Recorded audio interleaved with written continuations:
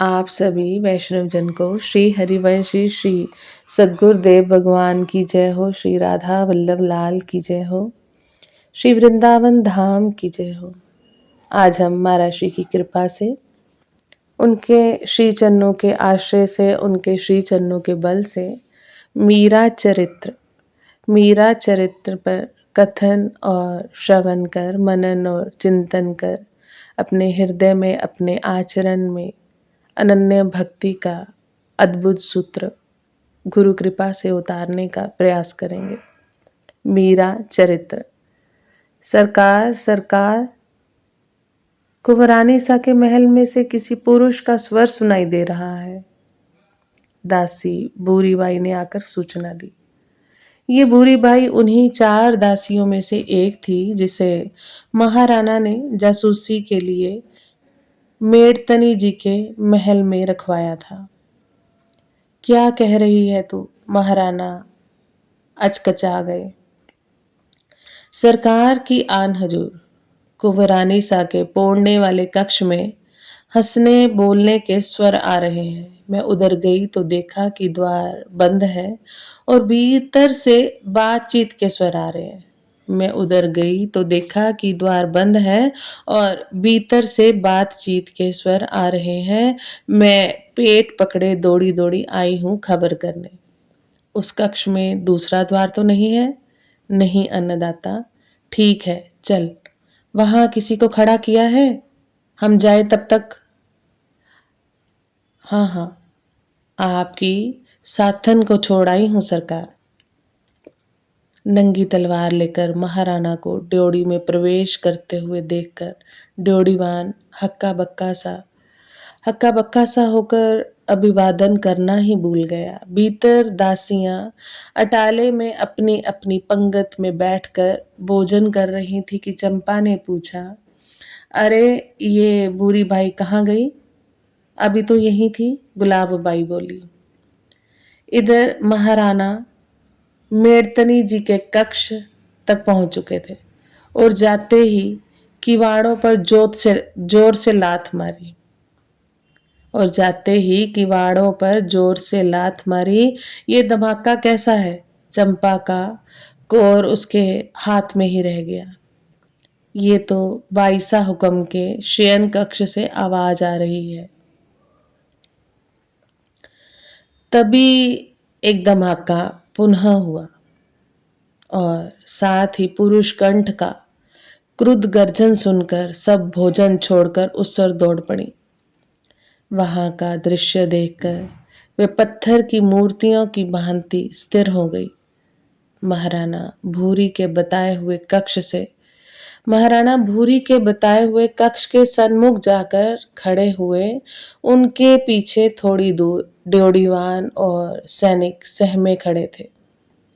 राणा जी के केश खुले बिखरे हुए, बिना ही कमरबंद का अंगरखा, हाथ में नंगी तलवार, नंगे पांव और लाल सुलगती आंखें, क्रोध से कांपती देह कुछ क्षण द्वार पर कान लगाए लगाए सुनते रहे। फिर किवाड़ पर खींचकर एक लात मारी। किवाड़ चरमरा उठे। भीतर से पतला मीठा स्वर आया, कौन है चंपा? द्वार खोलो भाभी मारा। मैं हूं तुम्हारा काल, जहरीले स्वर में राणा जी बोले। अरे लाल जी सा कहते हुए मीरा ने हंसते हंसते द्वार खोल दिया। पधारो।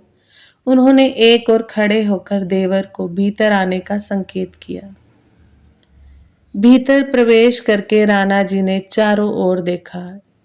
एक और पलंग बिछा हुआ, सिराने की ओर काष्ठाधार पर जल की कलशी, भूमि पर जाजिम गलीचा बिछा हुआ और द्वार के सन्मुख ही गद्दी। मसनद लगे हुए वहीं चौसर और पासे बिखरे से मानो अभी अभी कोई खेलते खेलते उठ गया हो। भीत पर भगवान के चित्र टंगे हुए और जरोखे पर भारी मोटा पर्दा बंधा हुआ। उन्होंने पलंग के नीचे झुककर देखा। एक हाथ से जाजिम उलट दी और पांव पटक कर जांच की कि नीचे तहखाना तो नहीं है।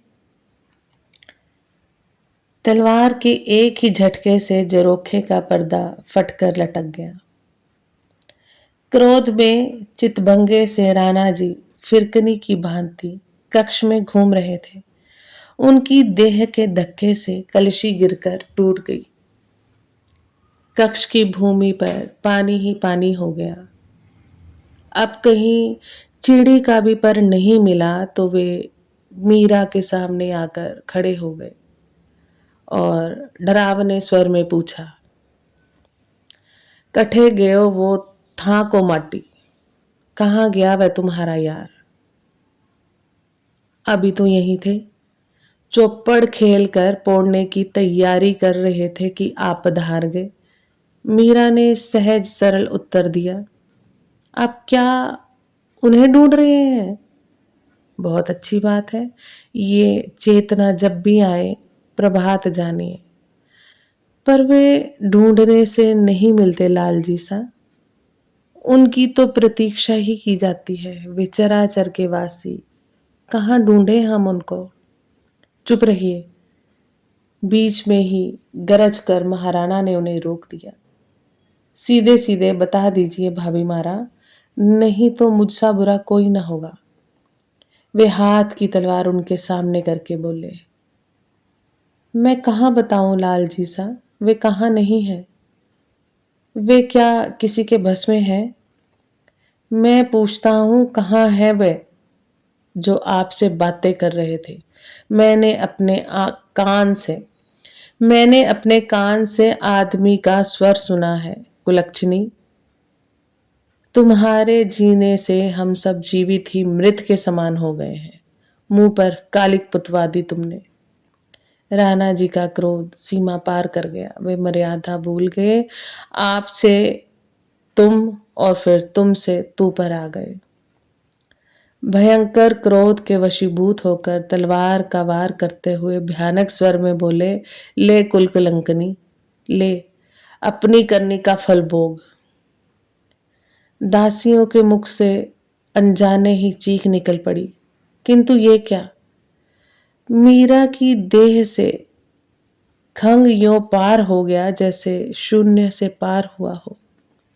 मीरा तो जहां की तहां खड़ी मुस्कुरा रही थी। ये देखकर राणा जी भी भौचक रह गए, किंतु क्षण भर पश्चात ही दुगने वेग से अंधाधुंध वार करने लगे, मानो युद्ध भूमि में शत्रुओं से घिर गए हों। उन्हें हंसता देखकर महाराणा का हाथ रुक गया। भय और आश्चर्य से आंखें फाड़ फाड़ करके वे उनकी ओर देखने लगे। उन्होंने तलवार की धार पर अंगूठा फेर कर देखा और फिर उछलकर मीरा पर पुनः घातक वार किया। मीरा पुनः हंस दी। राणा जी ने देखा, एक नहीं दो मीरा खड़ी हैं। वे पागल की तरह कभी इसे और कभी उसे देखते कि कौन सी सच है और कौन सी झूठ। उन्होंने दूसरी ओर दृष्टि फेरी तो उधर भी दो मीरा खड़ी दिखाई दी, तीसरी ओर उधर भी, चौथी ओर उधर भी, चारों ओर ऊपर नीचे जहां भी देखे मीरा ही मीरा, मीरा ही मीरा दिखाई दे रही थी। उन्होंने घबराकर आंखें बंद कर ली, किंतु बंद आंखों के सन्मुख भी मीरा खड़ी हंस रही थी। वे तलवार फेंक कर चीखते हुए बाहर भागे। अरे ये डाकिनी जादूगरनी खा जाएगी सबको। उनके जाने के पश्चात भी सब लोग थोड़ी देर तक पाषाण की मूरत की तरह खड़े रह गए। फिर मीरा ने कहा, चंपा, ये तलवार भूरी बाई को दे दे। लालजी सा को नजर कर आए, अपन इसका क्या करें? ये क्या हो गया बाई सा हुक्म? चंपा ने जैसे उनकी बात सुनी ही ना हो। हुआ तो कुछ नहीं, लालजी सा ठाकुर जी के दर्शन करने पधारे थे, किंतु वे छलिया क्या तलवार के जोर से बस में आते हैं? मीरा ने हंसकर कहा, फिर गंभीर हो गई। मनुष्य का दुर्भाग्य उसे गंगा तट पर भी प्यासा रख देता है। तुम सबने भोजन कर लिया? नहीं हुक्म। अब किसको रोटी भाएगी? खाने बैठी ही थी, इधर बादल गरज पड़े। अरे बावरी, अरे बेटी भावरी, ऐसा क्या हो गया? जाओ, तुम्हें मेरी सौगंध है, खा लो। सभी जनों मीरा पलंग पर विराजते हुए बोली, द्वार खुला ही रहने दो। किवाड़ बेचारे चरमरा गए हैं, वे छोटे बालक की भांति हंस दी। अब की बार यदि लालजी सा ने एक लात भी लगा दी तो टूटकर बूढ़े मनुष्य के दांतों की भांति लटक ही जाएंगे। अरे जाओ भाई, रात आ रही है कि जा रही है? क्यों बूरी भाई, तुम कहाँ थी? मैं तो हाथ मुंह धोने गई थी। हो हुल्ला सुना तो हाथ धोते ही दौड़ी आई। कौन जाने अन्नदाता हुक्म को क्या हो गया? कौन जाने अन्नदाता हुक्म को क्या हो गया कि नित उठ दतंग करवाते हैं, भूरी ने कहा। करे तो भले करे, गंगा बोली। अग्नि में हाथ डालेंगे तो जलने के अतिरिक्त क्या होना है? बाईसा हुक्म तो गंगा का नीर है। भावे तो स्नान पान करके स्वयं को पवित्र करो, भले दारू उबालकर भले दारू उबालकर सर्वनाश करो। हाँ देखो ना जीजी, अपना सब डर गई। हाँ देखो ना जीजी, अपन सब डर गई, किंतु बाईसा हुक्म तो मुस्कुराती ही रही। गोमती बोली, जैसे बाईसा हुक्म के रहते हमको डर नहीं लगता, वैसे ही वे फरमावे कि जब चराचर में मेरे प्रभु ही प्रभु हैं तो मुझे भय किससे हो, चंपा ने समझाया। पर तब भी जीजी, आश्चर्य नहीं होता तुम्हें? अन्नदाता की तलवार कैसे चल रही थी, किंतु बाईसा हुक्म का रोया भी खंडित नहीं हुआ। ऐसा क्या अपराध किया था इन्होंने कि तलवार चलाने की आवश्यकता पड़ गई? भक्ति का प्रताप है बहन, हम सबका सौभाग्य है, हम सबका सौभाग्य है कि ऐसी स्वामिनी के चरणों की चाकरी मिली। चंपा उल्लसित स्वर से बोल पड़ी। चारों ओर बातें होने लगी कि श्री जी मेड़तनी जी सा को मारने पधारे, किंतु तलवार ने उनकी देह का स्पर्श ही नहीं किया। वे एक से अनेक हो गई। महाराणा विक्रमादित्य का अपयश और मीरा का भक्ति का प्रताप बढ़ गया। मीरा ने सारे रत्नाभूषण उतार दिए, भगवा वस्त्र और तुलसी माला धारण करके वे सत्संग में अबाध रूप से रम गई। जब मंदिर में भजन होते तो वे देहभान भूलकर नाचने गाने लगती। महाराणा ने पुनः उनको सावधान किया कि वे साधु समाज में नाचना गाना छोड़ दें, अन्यथा। मीरा ने उन्हें उत्तर दिया, राणा जी, मैं आद बैरागन नार, साधु आया पावना, मांगे चार रतन। धूणी पानी सांतरा, सरधा सेती अन, साधु मारी आत्मा, मारे साधारो भा। रोम रोम में रमी रेयो, बिंदरावन रो राव, साधु मुगती पोलिया, कूची ज्यारे आत। ताला जड़े प्रेमरा, खोले मुक्ति द्वार। मीरा जन्मी मेड़ते, लेख लिखया चित्तौड़। धन मीरा धन मेड़ तो, धन धन को राठौड़। महाराणा का सम्मान मानो दांव पर लग गया। वे अकेले बैठकर सोच करने लगे। उनका भोजन कम हो गया, उन्हें कुछ भी न सुहाता। एक स्त्री ने मुझे सांसत में डाल दिया, अवश्य ही जादू जानती है वह, अन्यथा मेरी तलवार के झटके से तो घोड़े और पाड़े भी कट जाते हैं। ये बेंत बनास सी स्त्री क्या बड़ी बात है। पर अब तो बात खिंच गई। देखता हूँ कि बकरे की माँ कितने थावर शनिवार टालेगी। मेड़तनी,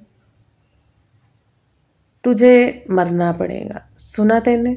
मरना पड़ेगा। सोचते सोचते उनकी मुट्ठियां बंद और आंखें लाल हो गई। राणा जी का रवैया देखकर एक दिन उनकी माता रानी कर्मावती हाड़ी जी ने समझाने का प्रयास किया। क्या हुआ कि आप जीवन नहीं आरोगते? राजमाता हाड़ी जी ने पूछा। भाई हुक्म, ये मेड़तनी मेरा काल है, कहते हुए उनका गला भराया। ये क्या फरमाते हैं आप बेटे? आप मेवाड़ के धनी, आपका कोई क्या बिगाड़ सकता है? महाराणा ने उस रानी महाराणा ने उस रात की सारी बातें कह सुनाई। महाराणा ने उस रात की सारी बातें कह सुनाई। ये क्या किया आपने? उनकी भक्ति का प्रताप है ये हुक्म। इतना सब देख के भी आप नहीं चेत पाए, व्यर्थ क्यों उलझते हैं उनसे? हाड़ी रानी जी ने कहा। बाई हुक्म, आप भी यही फरमाने लगे? महाराणा की आंखों में आंसू भर आए। वे कोई मोहिनी मंत्र जानती है। उसने जीजा हुक्म को भी वश में कर लिया है और अब आप भी उसकी ओर से बोलने लग गई हैं। ऐसी बात ना कहो विक्रम। मैं आपकी माँ हूँ और मेरे लिए आपसे बढ़कर प्रिय दूसरा कौन होगा? इतने पर भी उचित बात तो कहनी पड़ेगी ना। आप जो बीननी बहू को तुकारा दे रहे हैं वह आपके योग्य नहीं। वह आपकी माँ के बराबर बड़ी भाभी है। सम्मान तो शत्रु का भी करना चाहिए। जिस एक लिंग के आसन पर आप विराजे हैं उस पर कैसे कैसे महापुरुष विराज चुके हैं। आप उनका अनुसरण कीजिए। ओछे लोगों की संगति छोड़ दीजिए। संग का रंग अनजाने ही लग जाता है। दारू दारू भांग अफीम और दतूरे का सेवन करने पर जब नशा चढ़ता है तब मनुष्यों को मालूम हो जाता है कि नशा आ रहा है, किंतु संग का नशा मनुष्य को गाफिल करते चढ़ता है। इसलिए इसलिए अपने यहाँ कहावत है कि कालिया के भड़े दोलियो बांधे रंग ना लेवे। पन पन लखन तो लेवई, काले के पास सफेद को बांधे। वह रंग भले ही न लेगा, उसके लक्षण तो लेगा ही।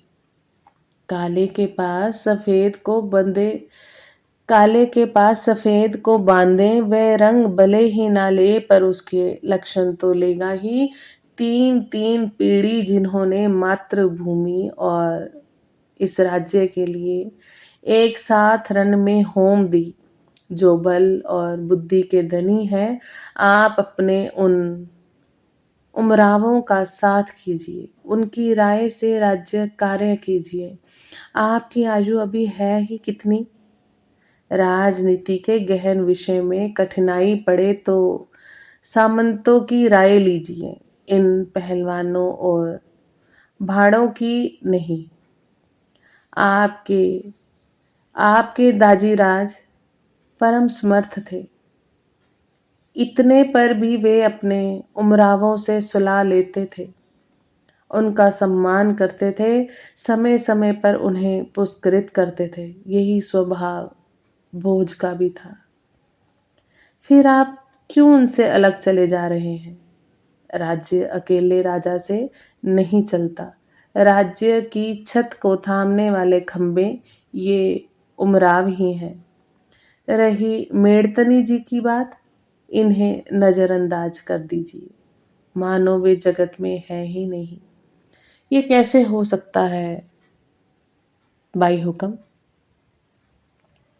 कल और आज भी लोग मुझे ही उलाहना देते हैं कि तुम्हारी भाभी तिलक छापा लगाकर मोड़ों की भीड़ में घूमर ले लेकर नाचती गाती है तो मेरा माथा झुक जाता है। ये क्यों नहीं घर में बैठकर राम राम करती? नाचने के लिए उनका महल आंगन छोटा है क्या? इन्हें तो अपनी कला बाबाओं को बतानी है। इन्हें तो अपनी कला बाबाओं को बतानी है बाई हुक्म। अब तो बात ठन गई है, या तो मैं रहूंगा या भाभी मारा। ये क्या फरमाते हैं आप? हाड़ी रानी ने आश्चर्य से कहा। हाँ बाई हुक्म, मुझसे अब सहा नहीं जाता। यदि ऐसा है यदि ऐसा है भी तो कोई ऐसा उपाय करे कि आपकी बदनामी ना हो, कल आपको इतिहास हत्यारे की पदवी ना दे। बाई हुक्म। थोड़ी देर सोचकर महाराणा ने माँ की ओर देखा। भूत महल में क्या सचमुच भूत रहते हैं? कहते तो यही है कि जो उस ओर जाता है वह मर जाता है। क्यों ना आप भाभी मारा के साथ वह भूत महल देखने को पधारे और उनके बदले भूत किसी और को खा गया तो? क्यों ना आप भाभी मारा के साथ वह भूत महल देखने को पधारे और उनके बदले भूत किसी और को खा गया तो? हाड़ी रानी मुस्कुराते हुए बोली। इतने लोगों के बीच भूत नहीं आते, फिर भक्तों के साथ रहने वालों के तो पास भी नहीं फटकेंगे। महाराणा हंसने लगे। आज हम वाणी को यहीं विश्राम देते हैं। महाराज की कृपा से हम आगे भी इस प्रसंग पर चर्चा करने का गुरु कृपा से प्रयास करेंगे। आप सभी वैष्णव जन को श्री हरिवंशी श्री सद्गुरुदेव भगवान की जय हो। श्री राधा वल्लभ लाल की जय हो। जय जय श्री राधे श्याम।